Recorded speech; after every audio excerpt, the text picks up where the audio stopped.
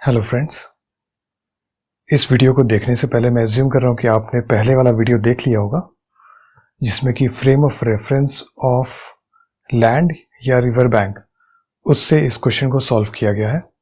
इस वीडियो में इरोडो 1.1 को हम सेकंड फ्रेम ऑफ रेफरेंस जो कि frame of reference of raft है इससे सॉल्व करेंगे। जब राफ्ट से देखा जा रहा है तो इस सिनेरियो को एक बार देख लेते हैं कि ये रिवर बैंक्स हैं, ये दो लाइन रिवर बैंक्स रिप्रेजेंट कर रही है। पॉइंट ए पे ये दोनों अलाइन थी। इसके बाद at t is equal to 60 minutes motor boat कहीं और पहुंच गई और राफ्ट जो है, क्योंकि ये frame of reference of raft है, तो राफ्ट पे जो बैठा है उसको लगेगा कि वो मूव कर ही नहीं रहा है। बाकी सब चीजें जो जमीन से जुड़ी हुई वो इसके पीछे जा रही हैं, पर वो वहीं का वहीं है, ऐसा उसे लगेगा जो राफ्ट पे बैठा हुआ है। तो पॉइंट ए पे जब ये अलाइन थी t is equal to 60 minutes पे राफ्ट को लगेगा कि वो तो वहीं पर है और पॉइंट ए पीछे को चली गई, जैसा कि इस फिगर में दिखाया हुआ है।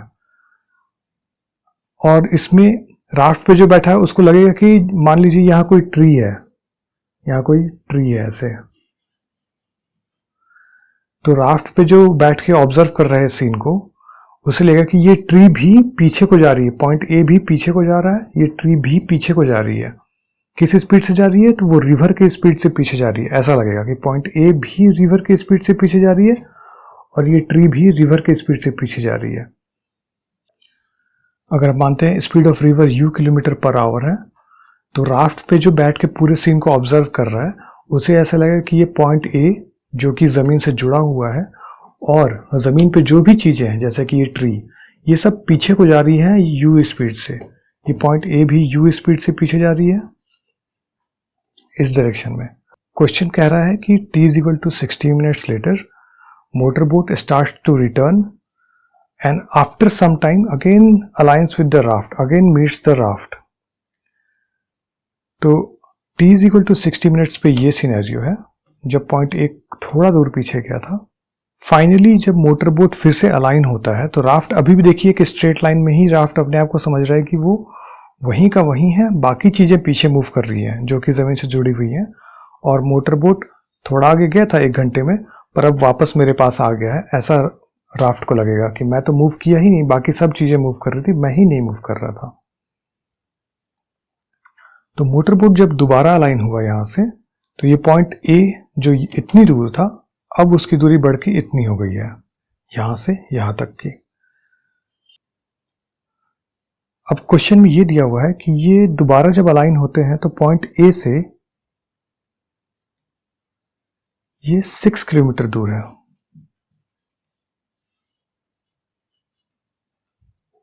इस क्वेश्चन को राफ्ट फ्रेम ऑफ रेफरेंस से सॉल्व करने के लिए हमें सिर्फ इस डिस्टेंस पे फोकस करना है। ये जो 6 किलोमीटर की डिस्टेंस है सिर्फ इस पे फोकस करना है, आपको यहीं से सॉल्व हो जाएगा। ये 1 घंटे में पॉइंट ए यहां से चलते चलते, यहां इस लाइन से चलते चलते इधर आया, इतना डिस्टेंस पॉइंट ए ने कवर किया u स्पीड से।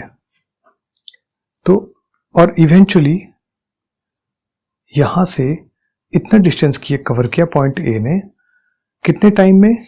वो है 1 आवर प्लस t टाइम। मान लेते हैं t टाइम में मोटर बोट यहां से चलते चलते वापस राफ्ट से अलाइन होता है। तो पॉइंट ए को इस डायरेक्शन में जाने के लिए तो टोटल टाइम ए को मिला, total time for A to travel is equal to 1 plus T hour. Point A के इधर जाने की स्पीड u है जो हमने यहां लिखा हुआ है। Speed of point A while moving backward is equal to u। ये राफ्ट फ्रेम के रेफरेंस से हम ले रहे हैं, frame of reference of raft से। राफ्ट पे जो बैठा है उसे लगेगा कि पॉइंट ए क्योंकि ये ज़मीन से जुड़ा हुआ है तो पॉइंट ए पीछे को जा रहा है यू स्पीड से, जो कि रिवर की स्पीड है। तो पॉइंट ए टोटल इतना डिस्टेंस कवर किया 6 किलोमीटर, कितने टाइम में? 6 kilometre is equal to speed of point A while moving backwards into 1 plus T. इसी इक्वेशन को हमें सॉल्व करना है तो हमें u की वैल्यू मिल जाएगी। अब देखिए इसमें दो वेरिएबल है u और t, तो किसी तरह अगर लॉजिक से हम ये t निकाल लें तो हमें u ऑटोमेटिकली मिल जाएगा। तो इस राफ्ट फ्रेम ऑफ रेफरेंस से सॉल्व करने के लिए हमें सिर्फ ये निकालना है, u ऑटोमेटिकली निकल जाएगा। फिर तो t पे फोकस करने के लिए हमें देखना होगा कि t कौन सा टाइम है, जितने टाइम में मोटर बोट यहां से लेके वापस इस लाइन तक पहुंचा, यहां पे पहुंचा t is equal to 60 minute में यहां से चल के। अब t टाइम में मोटर बोट वहां से यहां आता है, तो हमें सिर्फ वो टाइम फाइंड करना है जितने में कि मोटर बोट यहां से चल के यहां पे आया है। इस इक्वेशन को हमने निकाल लिया कि इसको सॉल्व कर देने से हमें आंसर मिल जाएगा। तो हम ये t निकालना है, t वही टाइम है जितने में कि मोटर बोट यहां से चल के वापस फिर से अलाइन होता है। अब t निकालने के दो तरीके हैं, two ways to find t। पहला है एनालिटिकल, फर्स्ट इज एनालिटिकल और दूसरा है मैथमेटिकल। इसमें हम लॉजिक सॉल्व करेंगे और इसमें रिगरस कैलकुलेशंस यूज करेंगे सॉल्व करने के लिए। पहले मैं आपको एनालिटिकली बता देता हूं कि ये टी टाइम कैसे निकलेगा। क्योंकि ये frame of reference of raft है, तो जो आदमी राफ्ट में बैठा है उसे लगेगा कि नदी मूव नहीं कर रही है और नदी रुकी हुई है। इसका मतलब इसे लगेगा कि ये तालाब में है, ना कि नदी में। तो जब तालाब में है तो मोटर बोट जब डाउन स्ट्रीम जा रही थी तब भी इसे लगेगा कि मोटर बोट अपनी क्षमता जितनी मोटर बोट की है उसी से आगे जा रहा है, और जब मोटर बोट इधर से पीछे आना शुरू करेगी तभी भी यहाँ पे बैठे आदमी को लगेगा, जो राफ्ट पे बैठा उसे लगेगा कि मोटर बोट अपनी क्षमता से ही इधर आ रही है।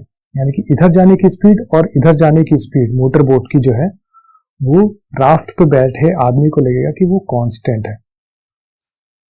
इसका मतलब ये हुआ कि राफ्ट फ्रेम ऑफ रेफरेंस से मोटर बोट ने अगर 1 घंटे का समय लिया यहां पहुंचने में, तो मोटर बोट को वापस 1 घंटा ही लगेगा यहां तक आने में।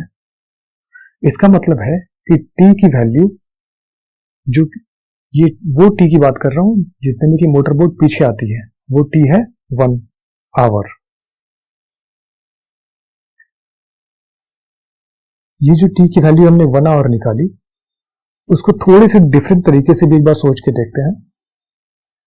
मैथमेटिकल हम बाद में करेंगे, अभी हम एनालिटिकल ही कर रहे हैं कि सोच करके देखते हैं कैसा होगा, थॉट एक्सपेरिमेंट। तो मान लीजिए कि आप जमीन से राफ्ट और मोटर बोट दोनों को एक ही डायरेक्शन में मूव करता देख रहे हैं। राफ्ट जो है वो नदी की गति से, मान लीजिए नदी 10 किलोमीटर पर आवर से बह रही है, तो राफ्ट भी आपको लगेगा कि वो 10 किलोमीटर पर आवर की स्पीड से ही आगे जा रही है।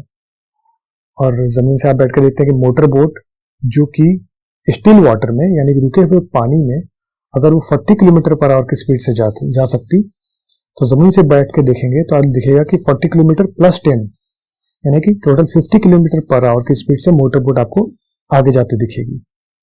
राफ्ट जो कि 10 किलोमीटर पर आवर की स्पीड से जा रही थी जब आपने जमीन से देखा था, अब जब राफ्ट से बैठ के आप मोटर बोट को देखना शुरू करेंगे तो क्योंकि ये दोनों में ये 10 और 10 ऐड हुआ है, राफ्ट से जब आप देखेंगे तो मोटर बोट की स्पीड आपको सिर्फ 40 ही दिखेगी, क्योंकि आप भी तो 10 किलोमीटर पर आवर की स्पीड से आगे जा रहे हैं। तो ये 10 आपको दिखेगा ही नहीं, ये आपको सिर्फ 40 दिखेगा, जो कि speed of motor boat in still water है। तो जब डाउन स्ट्रीम में जा रही है मोटर बोट, तब राफ्ट फ्रेम ऑफ रेफरेंस से मोटर बोट की स्पीड आपको ये लगेगी कि speed of motor boat in still water. और अगर अप स्ट्रीम की बात करें तो मान लीजिए कि ये राफ्ट फिर से हम ड्रॉ कर लेते हैं। ये राफ्ट इधर जा रही है 10 किलोमीटर पर आवर से जब आप जमीन से बैठ के देख रहे हैं, और मोटर बोट अब इधर जा रही है आप जमीन से इसको बैठ के देखेंगे तो मोटर बोट की स्पीड क्या लगेगी आपको, ये 40 किलोमीटर पर आवर की स्पीड से तो स्टिल वाटर में जा सकती थी, पर 10 किलोमीटर पर आवर की स्पीड से रिवर इसको इस डायरेक्शन में पीछे ले जा रही है। तो जमीन से बैठ के आप देखेंगे तो ये आपको 30 किलोमीटर पर आवर दिखेगा।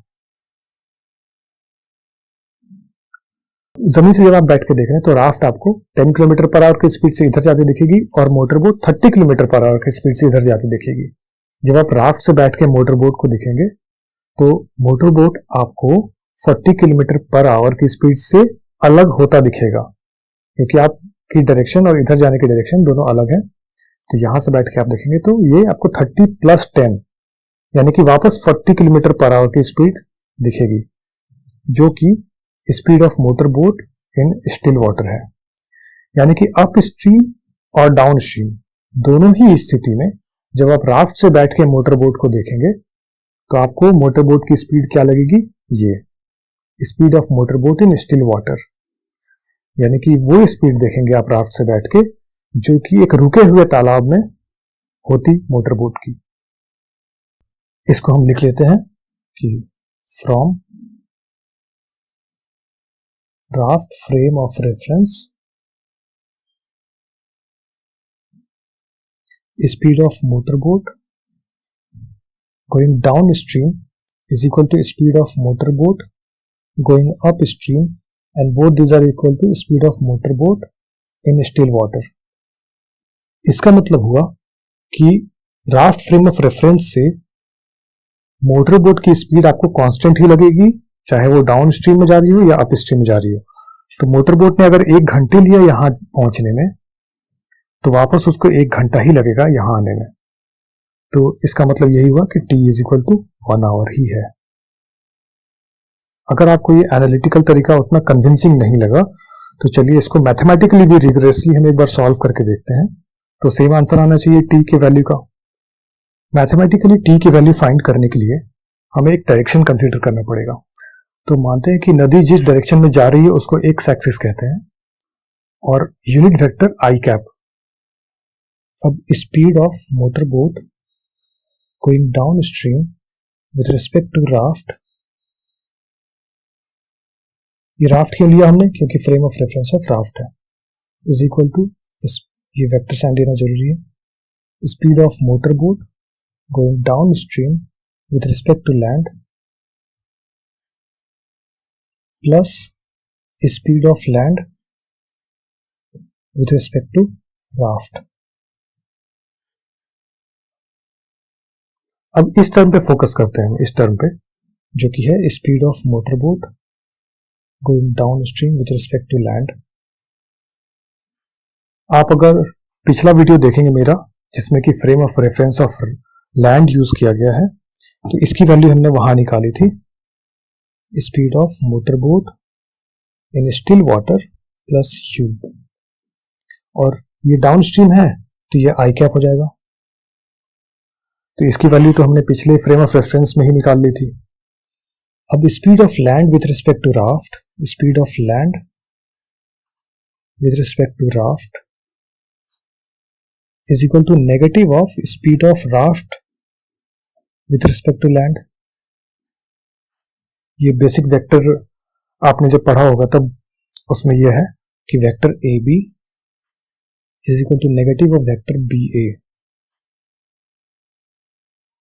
तो इसको निकाल लेंगे हम, ये हो जाएगा negative of speed of raft with respect to land. जमीन से जब आप बैठ के देखेंगे तो स्पीड ऑफ राफ्ट आपको क्या दिखेगी, वही जो कि स्पीड ऑफ रिवर है। तो ये हो जाएगा this is equal to negative of u I cap. अब इसको और इसको हमें जोड़ना है तब हमें ये मिल जाएगा। तो ये हो जाएगा speed of motor boat in still water plus you I cap minus you I cap. इसको लिख लेते हैं speed of motor boat in still water I cap plus you I cap minus you I cap. तो ये दोनों term तो cancel हो गया, तो ये बचा speed of motor boat in still water I cap. ये है speed of motor boat going down stream with respect to raft is equal to speed of motor boat in still water in the positive x direction. Down stream जा रहा है तो raft से आप बैठ के देखेंगे तो आपको मोटर बोट की स्पीड ये लगेगी जो कि रुके हुए पानी में है।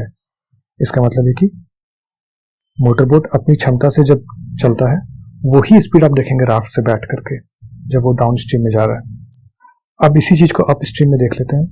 अब हम अप स्ट्रीम में देखते हैं कि राफ्ट से बैठ के जब मोटर बोट अप स्ट्रीम आ रही है तो राफ्ट से बैठ के उसकी क्या स्पीड दिखेगी हमें।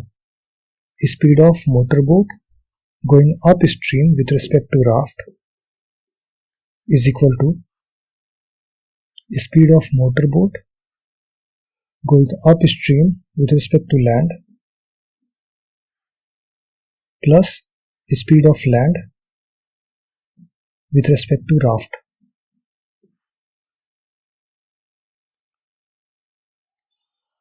आपको याद होगा कि इस टर्म की वैल्यू हमने ऑलरेडी निकाली हुई है जब हम frame of reference of river bank या लैंड से सॉल्व कर रहे थे प्रीवियस वीडियोस में। तो इस टर्म की वैल्यू ये है speed of motor boat in still water minus you, और ये माइनस आई कैप लिखेंगे हम क्योंकि ये अप स्ट्रीम में जा रही है तो नेगेटिव आई कैप हो जाएगा।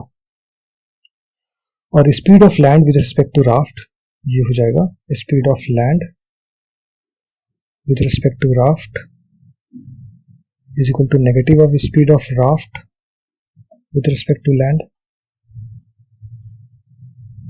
is equal to negative of speed of raft with respect to land क्या है u I cap, u I cap। अब इस टर्म को और इस पूरे टर्म को हम जोड़ देंगे तो हमें ये वैल्यू मिल जाएगी। तो इसकी वैल्यू हो जाएगी this much minus u I cap, और इसको अब हम सॉल्व कर लेते हैं। ये हो जाएगा speed of motor boat in still water minus I cap plus you I cap minus you I cap. अब ये दोनों टर्म फिर से कैंसिल हो गया और ये बच गया speed of motor boat in still water minus I cap. इसका मतलब हुआ है कि जब मोटर बोट अप स्ट्रीम जा रही है तो राफ्ट से बैठ के देखने पे आपको मोटर बोट की स्पीड इतनी ही लगेगी जितने की रुके हुए पानी में होती मोटर बोट की। ये माइनस आई कैप इसलिए है क्योंकि ये बता रहा है कि ये नेगेटिव एक्स डायरेक्शन में जा रही है मोटर बोट। तो अब आपने देखा कि speed of motor boat going down stream with respect to raft, इसका magnitude is equal to magnitude of speed of motor boat going up stream with respect to raft, and both these are equal to speed of motor boat in still water. इसका मतलब है कि motor boat अगर 1 घंटे में यहां से यहां पहुंची है तो उसको वापस 1 घंटा ही लगेगा फिर से यहां पहुंचने के लिए। इसका मतलब है कि ये जो टी टाइम है this T is equal to 1 hour. अब इस टी की वैल्यू को हमने दो अलग अलग तरीके से निकाल लिया और दोनों ही केस में हमने देखा कि T is equal to 1 hour ही आ रहा है। इस टी को हम इसमें पुटअप कर देते हैं तो 6 is equal to u into 1 plus 1 is equal to u into 2। इसका मतलब है u is equal to 3 kilometre per hour. ये हो गया हमारा answer. Frame of reference of raft से जब हम सॉल्व कर रहे हैं तो बेसिकली हमें 2-3 ही लाइन लिखनी है। ये लाइन लिखनी है और उसके बाद बस इतना लिखना है, ये फिगर आउट करना है किसी तरह और बस हमें ये लिख देना है। मैंने आपको 2 अलग अलग तरीके बताए टी की वैल्यू निकालने के लिए, वो इसलिए ताकि आपको एक होलसम पिक्चर मिल सके, आपको एक प्रॉपर अंडरस्टैंडिंग हो सके इस सिचुएशन की। इसके बाद जो मैं वीडियो बनाऊंगा उसमें हम इसको तीसरे फ्रेम ऑफ रेफरेंस से सॉल्व करेंगे जो कि है frame of reference of motor boat. कि मोटर बोट में बैठ के आदमी इस क्वेश्चन को, इस पूरे सिनेरियो को अगर देखना चाहे तो उसे कैसा दिखेगा और वो क्या इक्वेशंस लिखेगा। तो हम थर्ड वीडियो में उस फ्रेम ऑफ रेफरेंस से उसको सॉल्व करेंगे।